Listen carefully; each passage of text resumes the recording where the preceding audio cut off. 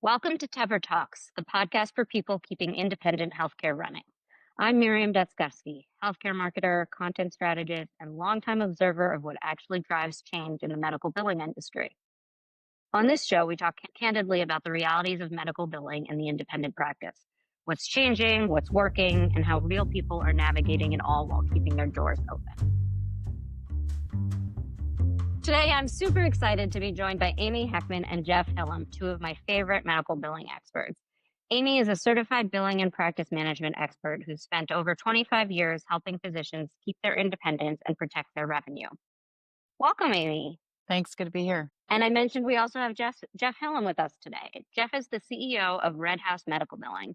He's a systems thinker and healthcare executive with deep insights on AI, automation, and payer strategy, who's known for cutting through hype and sharing practical advice with practices and billings teams. Thanks for joining us, Jeff.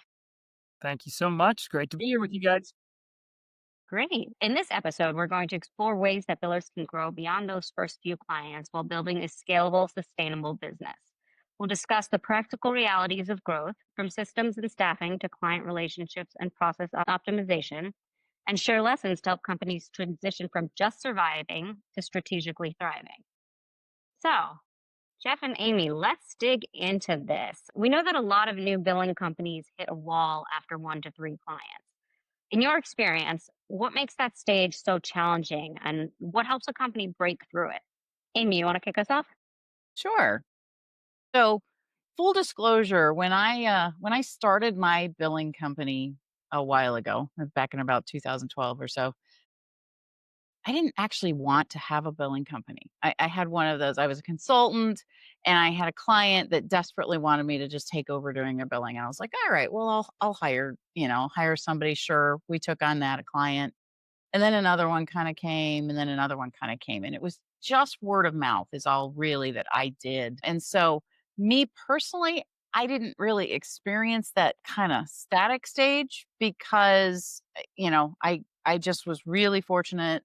The timing was right. And clients kind of just came to me. But I have worked with other companies. And a lot of times, what I see the challenge in breaking to that next level, getting past those 1 to 2 to 3 clients, some of the holdup is capacity. And that's where it kind of requires that shift of, in some cases, one person can kind of just do the work for 1 to 3 clients, especially if it's a smaller specialty like mental health.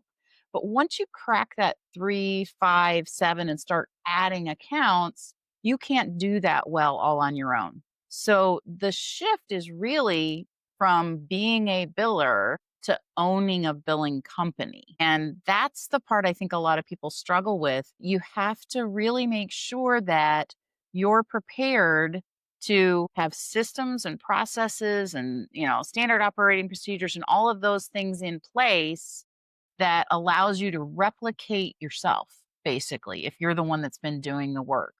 I think that's probably one of the biggest challenges because people who are really great billers are not always great at marketing and sales and contract negotiation and all of the things that it takes to run a billing company as opposed to just having a few billing accounts. Jeff, I think you probably could speak to that too, because you've definitely escaped the that size limitation. Yeah, happy to say I have more than 3 at this point. I agree with you, actually. I was going to take a similar approach to answering that question, is that the reason people get stuck is because they're working in the business, not on the business. And that's the issue. You got to have a business plan. You got to be executing a business plan. For people who are stuck at this level, don't worry if you don't know how to do it. That's not actually the important part about getting out, right? The important part is just doing. The important part is, start doing your social media, start setting aside time to do some sales, going to networking. Just start. And you start small, and the bigger and bigger you get, the bigger and better tools present themselves to you. You'll learn how to market. You'll learn how to do the networking better. You'll learn that. You're a great biller. Build off that skill set and be willing to expand into the business owner. That's great. For those, a lot of, as Amy said, when she started, she was a biller. She's very familiar with that. And that was sort of the easy, sweet spot. What would you say to Bilkos about stepping outside of their comfort zone and really selling, Jeff, as you've said, who aren't sure how to do that or are nervous about that? Yeah, so let's talk about sort of the harsh reality of selling in the billing world. The truth is boy, I have been a salesman since I was a kid. I mean, I have always been selling stuff. Medical billing is hard because it's a replacement service, right? In a lot of instances, right? It's not like a taco stand where people just come in and they could theoretically buy a taco every night for dinner. Right? In a lot of instances, for you to sell into a new client, they have to fire or replace their current solution to put you in. That's a tough sale because they only need you in a few specific moments. And so your sales are going to be a number game and a relationship game. This isn't an industry where you can just cold call and assume it's going to be 100 cold calls to one close. It doesn't work like that here. Whatever you choose to focus on, you need to be willing to invest the time to get to know the players in that space, develop the trust, join the boards, network at their events, travel for this stuff. Invest in yourself a little bit. Put a little bit of that money aside and grind through those first years without trying to just, bulk up your salary or just bulking headcount. You burn the midnight oil a little bit because the sales are hard, and it's going to be a numbers game and a relationship game. And I would add something to that. So I'm kind of the opposite of Jeff. I've never considered myself a salesperson. I always thought I hated salespeople and, hated doing all that. But I actually took a sales position once, for a company I was working for. And what I realized, and I think this is probably something that most people who, if they really have a passion for and want to be involved in medical billing, can grasp. And that is, I can sell anything I truly believe in. I am not the kind of person that can sell ice cubes to Eskimos. There are those salespeople. I can sell what I believe in. And so have a business model and have a product. Your product is a service. You have to be able to help that practice owner or whoever it is that you're pitching to see the vision, see what is going to be better about their situation by engaging with you. Again, to Jeff's point, and you're not necessarily maybe displacing that person that they've had in their office doing this job. Maybe you can help them see how you can repurpose that person. I find that's really successful sometimes is, you ask them the question, well, I mean, are you fully staffed? Could you use a little bit of extra, time calling and, verifying insurance benefits or whatever those other tasks that could be done by that person that you might be displacing. So that's a really big objection that I hear as well is, if you're doing a cold call or you're trying to sell into a practice and they're like, well, you know, Mary Jane's been with us for a long time and, she does the best she can. We don't really want to get rid of her. Well, let us take a little bit of that load off of Mary Jane and here's how we can. That's a really, really great approach. I want to shift gears a little bit and talk about a client mix and how, Amy, you mentioned being in a mental health specialty. That's very small. Jeff, I know you're in multiple specialties. What would you say to Bilkos looking to specialize in one specialty or practice type? Is that best, or is it smarter to stay broad? Where are the levers there? I can start with that one. So I do have a limited number of specialties that I currently work with. I have worked with a lot in the past. I don't necessarily say no to anybody if it's a specialty we've worked with before, but I do find from an operational standpoint, by limiting the specialties that I work with, I limit the number of software systems that my team has to know and learn, limit, the, kind of some of the medical policies and all that stuff. So it is a little bit easier. Sometimes if you, focus on one or two specialties, it's going to depend on your experience, the size of your company. There's a lot of things that you need to take into consideration when you do that. The downside is if you limit to a specific specialty or two, you're automatically reducing your market share. So it may may require that you do a little bit more marketing. One thing that I have done is I have partnered with other billing companies who specialize in things I don't and vice versa. And they refer to me when they get a primary care provider because they don't do primary care, but they do a lot of the small solo mental health practices. So I've got a couple of those kind of relationships that have really worked out well for me. So I like that. I've spoken with other Bilco owners over the years, people who have specialized in a medical specialty, right? But I've also seen people who specialize in a software, right? I talked to a biller in the Midwest a year or two ago who's a good friend of mine, and she said that she only takes one software type. If somebody calls her and they're not on that software, she no longer works with them. And she's built a very healthy business for herself. I've talked to billers who will take a lot of things because they've got a great community and they're really involved in the community and they're geographically based. They'll take people if they come, but they'll do lots of different specialties, but 90% of their business is within 50 miles of their home. And then I've seen people who build big multi-specialty with roll up, and I've seen big people who do very narrow. Let's say you're only urgent cares, but you're in all 50 states. So there's a lot of ways to do it. What I think is important is that you make a roadmap for yourself, and that roadmap will tell you what you're going to do. And more importantly, the roadmap will tell you what you're not going to do. Because if you try to chase two rabbits, you won't catch either one of them. Absolutely. Yeah, that's a great analogy. And Jeff, how about you? How about at Red House? What has your approach been to specialties? So we grew a little bit by acquisition at the beginning. We took a little bit of a synergized approach where we do specialty specific. We have a few specialties that we have a lot of. Urgent care is one of them that I said a minute ago. And then we took the nationwide route. So we have clients in like 42 states. Uh, and they are really specific to four different specialties. And I would say that we sort of live on an 80-20 rule, that 80% of our clients are within those four specialties and 20% are people who are referred to us or whatever. But we, about 4 or 5 years ago, sort of made that strategic decision and stopped selling and stopped marketing to people outside of those specialties. We don't go to conferences anymore that aren't related to those specialties. And that's been our approach. But we didn't just pick one specialty, one lane, because of the early year history of how we grew. Strategic decision, roadmap.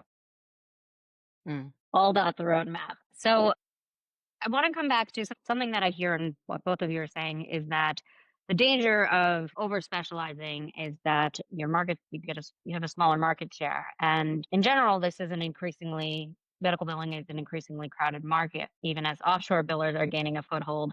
And Jeff, I know you use offshore billers in a way that is not scary to most folks, so we can get there. But how does a bill go, and how do you two stand out in this current market?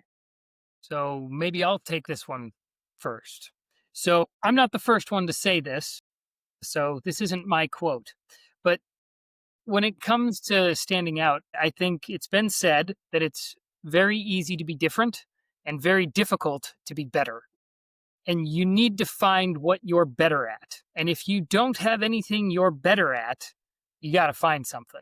You got to do the research and you got to understand who you're competing against. Is it specialty? Is it geography? Whatever your universe of competitors is, you need to do the research. You need to figure out what they're bad at, and you need to figure out how to be better than them at something. Because if you're not going to stand out. And then what you need to do is you need to be relentless in keeping your message clean. Marketing is just going to be better when, you'll hear it already, right? If you're walking or you're driving down the road and all of a sudden you hear the Home Depot music. Everybody knows what that Home Depot music is, right? Because it's their brand and they don't do random music for every ad, right? I'm not telling you you'll make a jingle for yourself, but you need to say, I'm good at these things, right? So for Red House, for example, we're really good at payer and patient relationships, AI and RPA, and cross-cultural operations. Those are our three things that we are better at and that we relentlessly tell people we're better at. Even though we're good at other things and we do other things, when we invest in those things because we know we do them better than our competitors. And we push hard to make sure that we continue to stay a step ahead of what our competitors are doing. And we shout it from the rooftops that this is who we are. And if you want to work with people who are good at these things, if that fits your company, we're the vendor for you. And I mean, from a marketing standpoint, to me, that's the approach is you pick your message, you pick what you're better at, you invest to make sure you stay better, and then you just tell people about it forever. Yeah, that makes a lot of sense. Amy, do you have anything you I would add to do. that? And that kind of goes along with what Jeff was saying. And as you were saying it, I'm like, okay, what are my things? So the one thing that I know when I'm talking with a prospective client that seems to really grab their attention, and it's something we do, not everybody does it. Seems like a little thing, but we take patient phone calls when the patient has a question about their bill, or we have chat services, we have all that. But the one thing that I did years ago that seemed to really differentiate us was I have a phone system that allowed me to designate one single phone number for each practice. And when I explained that to providers, I said, we become an extension of your office. We're your biller. We're just not sitting there in your office. And to your patients, it feels like they're still calling your office and they're talking with us. And so for us, our real focus is again becoming a part of their team, an extension of their team, and really working closely with them. And we work in their software system. That's probably the other differentiator that we use. We don't work in our own software system. We work in the client system so that they have full transparency and they can see everything that's going on. So our focus is really that client focus, being a part of their practice almost, and being a part of their team. And that really seems to work for us. I really like that Amy and I both have very different approaches here. And I really like Amy's approach. And it wouldn't work for Red House because it's not who we are. But what I like about the fact that we're both like, we both have very healthy billing companies. And I hope that when someone who's sitting there stuck at 3 or 4 or 2 or 5 clients sit there and say, well, what do I need to be? The answer is you can be a lot of things, right? Just like Hmm. Amy and I have very different corporate cultures and strengths and expertise areas, but we're both running healthy businesses. And her customers probably aren't really suited for my business because I don't do the same things that she does. And as a small billing company, you can be that person. You just have to pick and do it. Absolutely. Yeah. To that end, I'd love to throw you guys a curveball. Given your different experiences, and given that we're here talking about, getting over the hump of 1 to 3 clients, I would love to hear from each of you. How did you get to client 4 or 5, and why did it work? So I'll start since Jeff started the last couple of them. I kind of alluded to this at the beginning. I can't tell you necessarily how to get past that 3 or 4 or 5 because literally I feel like in some ways I woke up one day and went, "Hang on a minute, how did I get here?" But it had to do with reputation and word of mouth, and my clients for years I didn't do any marketing because I had clients that talk to each other and, hey, my friend is not happy with their billing company. Hey, will you talk to them? So my sales pitch, I worked on making sure that that was really good so that when I did have the opportunity, I was able to do that. I mean, the best sales pitch I ever made, I think I got on the phone to do a consult with somebody because they were not happy with their in-house billing. And a friend had asked me to, from a software company they were working with, asked me to join them. And in 10 minutes on the call with the office manager, she was telling me what their problem was. And, she told me we're getting a lot of this now. I'm like, oh, that's probably because of this, this, and this. And she was like, yeah, that's exactly it. She put me on hold at one point. She goes, just a minute. She went back and talked to the doctor, I guess, comes back. She's like, okay, yeah, we're gonna go with you. And I'm like, oh, really? You know, that doesn't It's happen amazing. very often. Relationships is how I built my business. I didn't necessarily do it through marketing and going to trade shows and doing all that kind of stuff. It goes back to a lot of the clients I have now. I got through relationships and referrals either from clients that were happy or those other billing companies, that I worked with that again, they got a inquiry or, question from somebody that wasn't in their niche and they referred them to me and vice versa. So, and again, I think this is another way to Jeff's point. There are multiple ways to build your business. There's multiple ways to get over that hump too. So where are you going to focus your energy? IT people are great sources of referrals. CPAs also. I've gotten referrals over the years from CPAs because if anybody knows how bad a doctor's office is doing or how bad their billing is doing and their revenue is, it's their CPA. Find those other trusted advisors. That's what you want to become, is a trusted advisor. Find some of those other trusted advisors that work with those healthcare practices, and they may be able to help introduce you. The one thing that I will caution is, though, don't ever burn one of those resources. Make sure that if you're going to take on a client, you're not going to make them regret referring them to you. So don't get in over your head. Yeah. So Amy, that was sort of like a masterclass there in 1 minute of exactly what you need to do at this early stage. And I would say everything that Amy said, with the caveat that you will become what you do consistently. So whatever your habits are, that is going to be the peak of your success. If you don't answer the phone when it rings because you don't know who it is and you lose those leads, that's going to limit you. So if you don't get out there, if you don't network, if you don't build relationship, whatever it is that you do will become who you are over time. And so develop good business habits. And that's it. That's all I could say. I really think that Amy really covered it quite well, and just be consistent. Sometimes people fall off the path because it's too easy.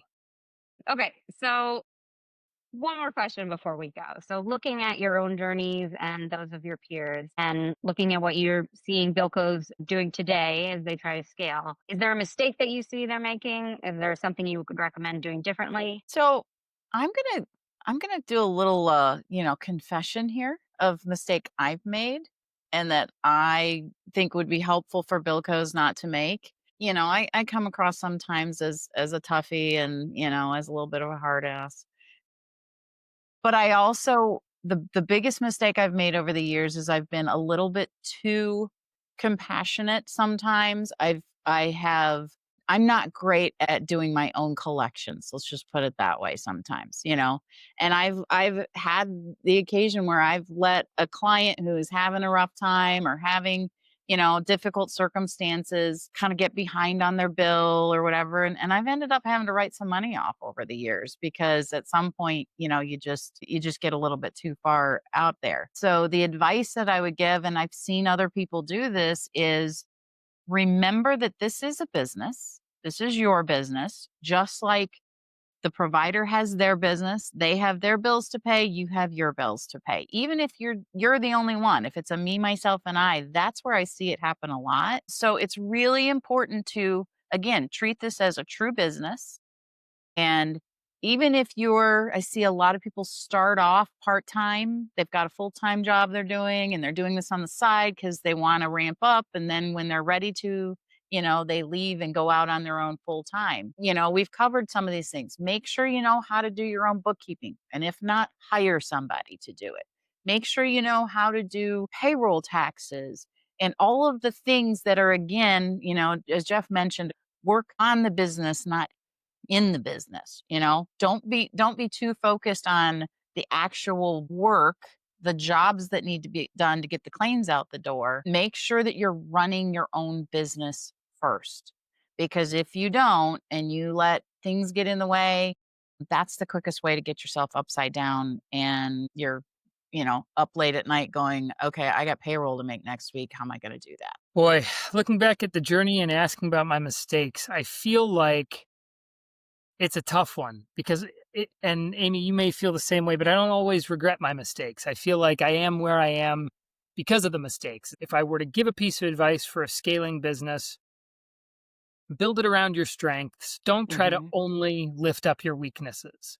There are people that you can have around you, even when you're small, even if it's just 2 of you or 4 of you. Find people that complement. Myself, for example, I'm a marketing, I'm a sales guy, I'm a strategic thinker, I'm an international person. My business partners, operations, execution, technical knowledge. These people, we surround each other and complement each other's weaknesses.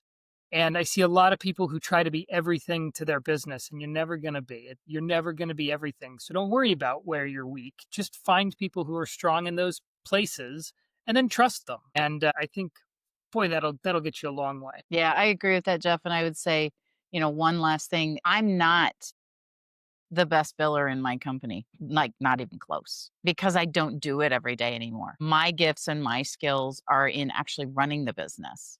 And I have people that are great at what they do, at communicating with clients, doing all that stuff. So I think that's great advice. And it's hard sometimes when you are at that 1, 2, 3 client level to even comprehend getting to a point where you might actually step away from the day-to-day actual billing activities and just be running a business. I know, I never actually planned to have a billing company the size that I have, but you have to be prepared for that, and you have to be thinking of that. And we've used the term roadmap a few times.